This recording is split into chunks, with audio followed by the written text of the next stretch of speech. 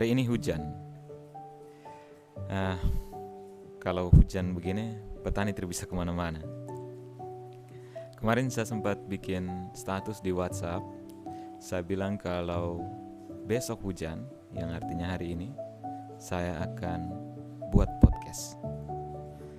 Nah, karena saya sudah terlanjur bilang dan ini hari ternyata hujan, ya sudahlah, saya mulai podcast saya yang pertama. Saya juga agak bingung mau cerita apa. Saya tidak punya banyak hal menarik untuk diceritakan.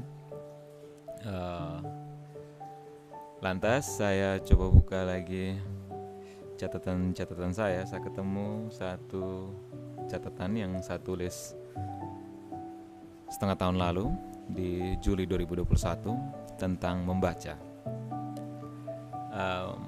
Waktu itu saya, kalau tidak salah, baru selesai baca artikel yang menunjukkan hasil survei dari program penilaian siswa internasional tahun 2019 bahwa ternyata di Indonesia itu setiap 1.000 orang, 1 orangnya saja yang membaca.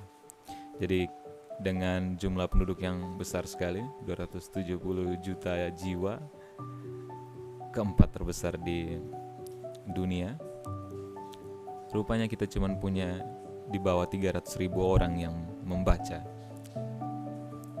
Nah, ini kan menyedihkan toh, bagaimana negara bisa maju kalau kemampuan untuk membacanya rendah. Lantas saya coba telisik ya, apa kiranya yang bikin orang Indonesia tuh malas membaca. Satu fakta bahwa kita tuh kan bangsa tutur toh, dan itu seringkali digunakan untuk jadi pembenaran mengapa kita tidak banyak membaca. Begini tulisan saya,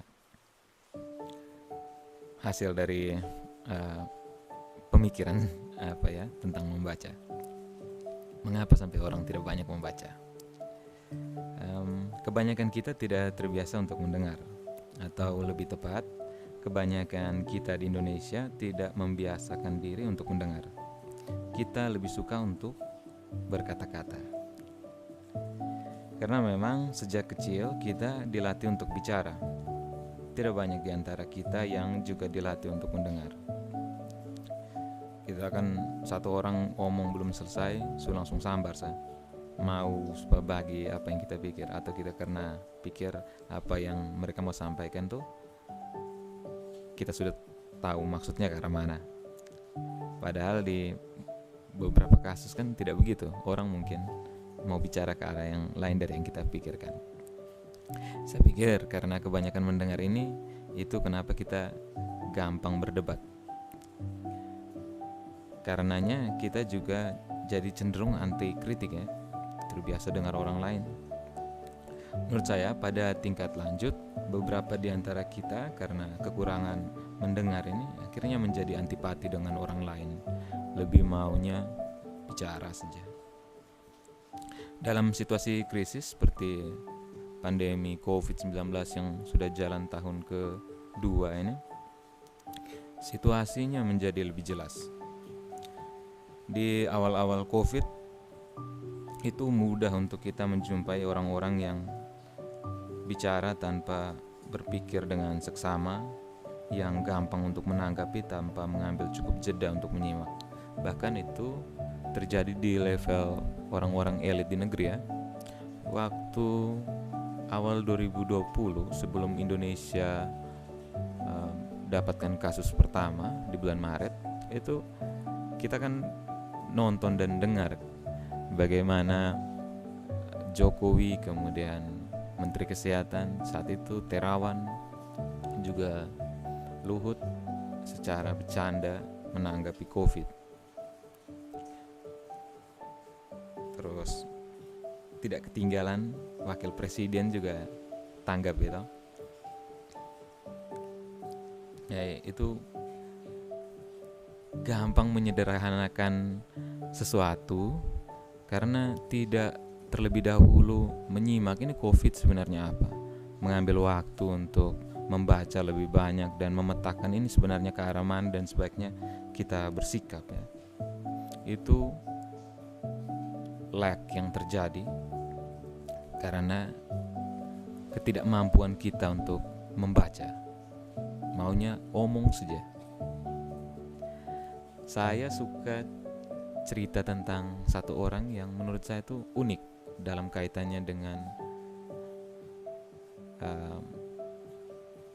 membaca. Ini orang saat ini jadi Sekretaris Jenderal Serikat Sabda Allah, Pater Paul Budi Kleden. Pater Paul itu orang yang di kamarnya, kalau kita pernah pergi ke sana waktu masih di Ledelero, buku berserakan di mana-mana. Nah, yang menarik lainnya tuh, Pater Paul itu suka untuk mendengar. Saya perhatikan beberapa kesempatan waktu orang lain bicara, itu cara Pater Paul mendengarkan tuh sampai dia punya leher miring ke kiri, saking dia mau dengar tadi. Nah, persoalan mengapa dia miring ke kiri ini juga menarik, tapi kita akan cerita di kesempatan yang lain ya, tentang telinga kiri dan telinga kanan. Nah, bahkan dari anak-anak kecil itu Pater Paul masih mau dengar tuh, mereka omong sampai selesai dan Pater iya menyimak tuh kan. Saya pernah satu kali bersama teman-teman ketika kami bikin kegiatan retret sekolah SMA, Pater Paul datang. Ini orang yang dianggap jenius nih, bersedia untuk datang ke retret sekolahnya anak SMA, dan dia dengar kami satu persatu bicara. Itu luar biasa. Pater Paul ini kan diakui orang-orang sebagai orang yang jenius kan, dan dia juga diakui sebagai filsuf. Saya tidak masuk akal bagaimana orang dengan level seperti itu, dengan tingkat pengetahuan seperti itu, mau dengar dari orang-orang yang menurut saya, dari kacamata saya, tidak lebih jenius dari Pater Paul ya. Bagaimana dia mau dengar dari anak-anak yang perkembangan kognitifnya belum sampai seperti orang dewasa ya, belum tahu banyak hal, tapi Pater dengan begitu bersedianya untuk mendengar. Namun di pijakan ini juga akhirnya saya paham mengapa Pater Paul itu akhirnya jadi jenius. Karena menurut saya, ketika kita bicara kan kita mengulang apa yang kita tahu, tapi ketika kita mendengar, kita belajar hal baru. Itu yang saya pikir sedikit banyak membentuk Pater Paul menjadi jenius seperti yang kita kenal. Saya kira karena ini ada baiknya kita belajar untuk menahan diri, belajar untuk lebih memilih mendengar dari mereka yang lebih berpengetahuan ya. Agak belibet. Ada baiknya kita belajar menahan diri, memilih untuk mendengar dari mereka yang lebih berpengetahuan. Kita bisa latih pendengaran kita dengan membaca.